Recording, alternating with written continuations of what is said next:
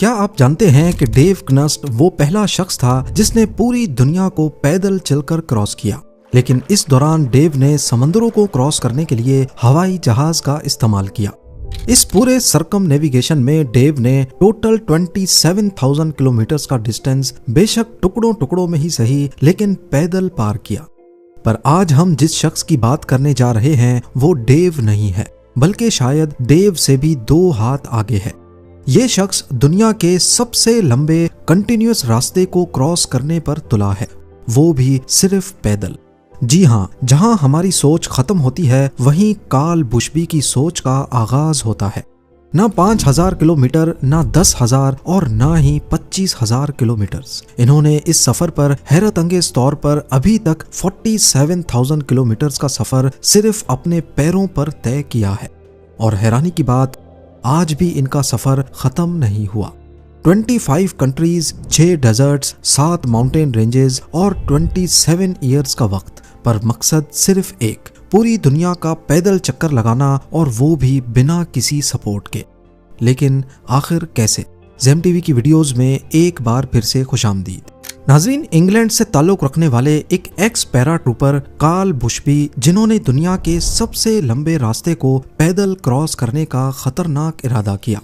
1 नवंबर 1998 को उन्होंने सिर्फ $500 जेब में रखे और चिली की सदर्न टिप पर वाक़े पुंटा अरीनाज शहर से अपना सफर शुरू किया। इस मिशन को कार्ल ने नाम दिया गुलायत एक्सपीडिशन। ये एक ऐसे मिशन का आगाज कर चुके थे जिसमें उनको पूरे अमेरिकन कॉन्टिनेंट को क्रॉस करके रशिया जाना था, फिर वहां से एशिया और फिर इंग्लैंड में अपने होम टाउन में आकर अपना सफर खत्म करना था। ये टोटल डिस्टेंस 58,000 किलोमीटर बनता है। कार्ल के अंदाजे के मुताबिक अगर वो दिन में 19 किलोमीटर भी चलेंगे तो वो ये सफर आसानी से 8 सालों में तय कर लेंगे। पर इस सफर में जिन मुश्किलात का वो सामना करने वाले थे, उन्हें मालूम भी नहीं था कि 8 सालों का ये सफर 27 सालों के बाद भी खत्म नहीं हो पाएगा।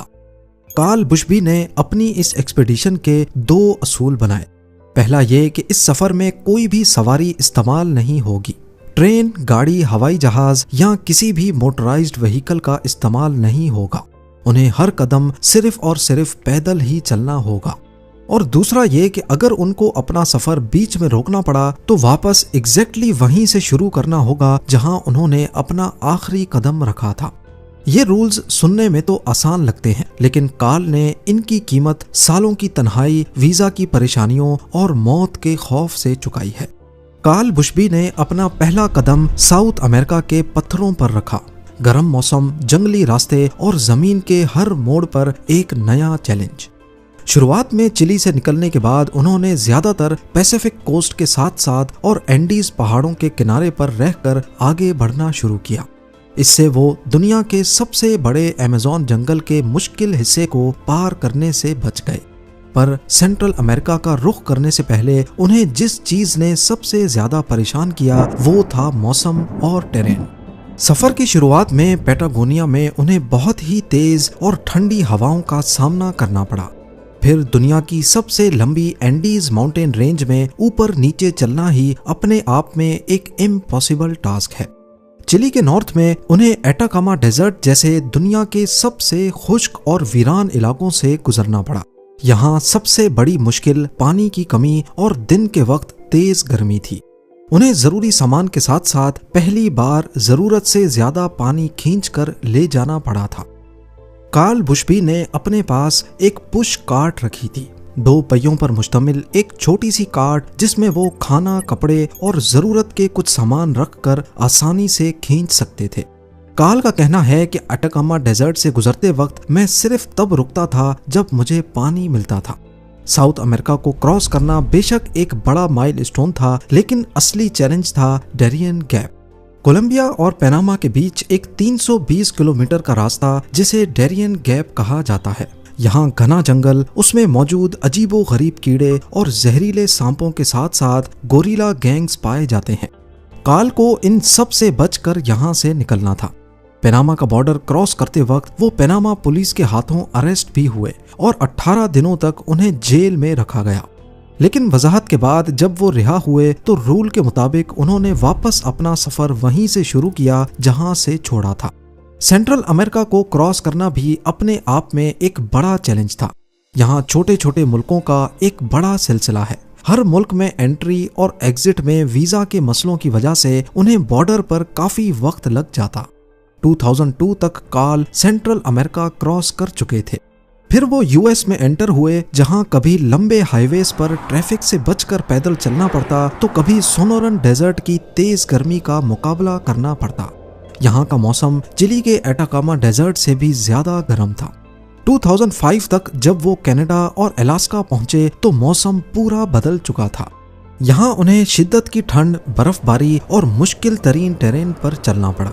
अलास्का के वीरान इलाकों में जहाँ सड़कें भी नहीं थीं, उन्होंने अक्सर सप्लाईज ले जाने और रास्ता ढूंढने के लिए डॉग स्लेजिंग ट्रेल्स का इस्तेमाल किया।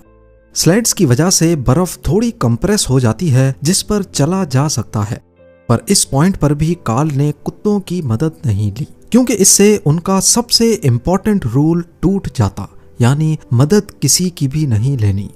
अलास्का के बाद कार्ल बुशबी को जो मुश्किलात पेश आईं वो गुलायत एक्सपीडिशन की सबसे बड़ी और सबसे खतरनाक साबित हुई। नॉर्थ अमेरिका में अलास्का से साइबेरिया यानी रशिया में दाखिल होने के लिए उन्हें बेरिंग स्ट्रेट को पार करना था, एक बर्फ से जमा हुआ समंदर जो अमेरिका और रशिया को जोड़ता है। यहाँ का सबसे बड़ा चैलेंज ये है कि बेरिंग स्ट्रेट की बर्फ एक जगह ठहरती नहीं है। समंदरी लहरों की वजह से बर्फ के बड़े बड़े टुकड़े मुसलसल हिलते रहते हैं। इन बर्फ के टुकड़ों के बीच में खुला समंदर है। कार्ल ने कई मर्तबा एक टुकड़े से दूसरे पर जाने के लिए ठंडे पानी में स्विमिंग भी की, जहां आर्कटिक की शदीद ठंड और हाइपोथर्मिया का खतरा उनके सर पर मंडलाता रहा। कार्ल ने बेरिंग स्ट्रेट का ये हिस्सा एक फ्रेंच एडवेंचरर डिमिट्री कीफर के साथ पैदल क्रॉस किया। 240 किलोमीटर का ये रास्ता आर्कटिक के खतरनाक तूफान और 14 दिनों तक बिना नींद किए गुजारा, और आखिर में जब वो रशिया पहुंचे तो उन्हें इस सफर की सबसे लंबी रुकावट का सामना करना पड़ा। रशियन अथॉरिटीज ने उन्हें अरेस्ट कर लिया। बेशक कार्ल के पास रशिया में एंटर होने का वैलिड वीजा मौजूद था, लेकिन रशियन अथॉरिटीज का कहना था कि बेरिंग स्ट्रेट कोई ऑफिशियल पोर्ट ऑफ एंट्री नहीं है। इस मसले को लेकर कार्ल को डिपोर्ट करके वापस यूके भेज दिया गया। यहाँ उनका सफर खत्म हो सकता था, लेकिन क्योंकि कार्ल अब एक फेमस फिगर बन चुके थे, इसीलिए ब्रिटेन के deputy prime minister John Prescott और रशियन बिलियनेयर रोमन अब्रामोविच ने इंटरवीन किया और कार्ल को रशिया में चलने की परमिशन मिल गई। लेकिन ये सफर आसान नहीं था। उनके वीजा सिर्फ 90 दिन के लिए लगते थे, यानी हर 90 दिनों के बाद उन्हें रशिया छोड़कर वापस किसी मुल्क जाना पड़ता। कई बार ये डिले महीनों तक चला। 2008 में तो उनकी फंडिंग भी खत्म हो गई। उस वक्त वो मेक्सिको में रुक गए और 2 सालों तक सिर्फ इंतजार करते रहे। फिर 2011 में फंडिंग मिलने के बाद कार्ल ने फिर से रशिया में एंट्री की। टंड्रा रीजन्स की बर्फीली रिवर्स पर चलते हुए वो साइबेरिया के बीच तक पहुंच चुके थे। यहाँ एक छोटी सी भी गलती कार्ल की जान ले सकती थी, लेकिन वो चलते रहे। हर साल 3 महीने वॉक, बाकी 9 महीने वीजा का इंतजार। 2013 में कार्ल को तब एक बहुत बड़ा शॉक लगा जब उन्हें मालूम पड़ा कि रशिया ने उन पर 5 साल के लिए बैन लगा दिया है, लेकिन वो आदमी रुकने वाला नहीं था। कार्ल ने प्रोटेस्ट रिकॉर्ड करवाने के लिए कहीं पर धरना देने के बजाय एक अनोखा तरीका अपनाया। उन्होंने लॉस एंजलिस से वॉशिंगटन डीसी तक 4800 किलोमीटर पैदल चलकर रशियन एम्बेसी के बाहर प्रोटेस्ट किया। उनका सिर्फ यही सफर अपने आप में एक बहुत बड़ा रिकॉर्ड था। जब मीडिया ने इस अनोखे प्रोटेस्ट को रिपोर्ट किया तो रशियन अथॉरिटीज ने 2014 में उन पर लगाया हुआ 5 साला बैन वापस ले लिया। अब एक बार फिर उनको रशियन वीजा मिला और वो साइबेरिया में अपने उसी जीपीएस पॉइंट पर पहुंचे जहां उन्होंने सफर छोड़ा था। रशिया से निकलकर कार्ल अब मंगोलिया पहुंच गए। वहां उन्होंने गोबी डेजर्ट क्रॉस किया जो कि 1130 किलोमीटर पर फैला हुआ है। फिर वो चाइना के रास्ते कजाकिस्तान, उज्बेकिस्तान और तुर्कमेनिस्तान से गुजरे, लेकिन ईरान के वीजा ने उनका रास्ता एक बार फिर बंद कर दिया।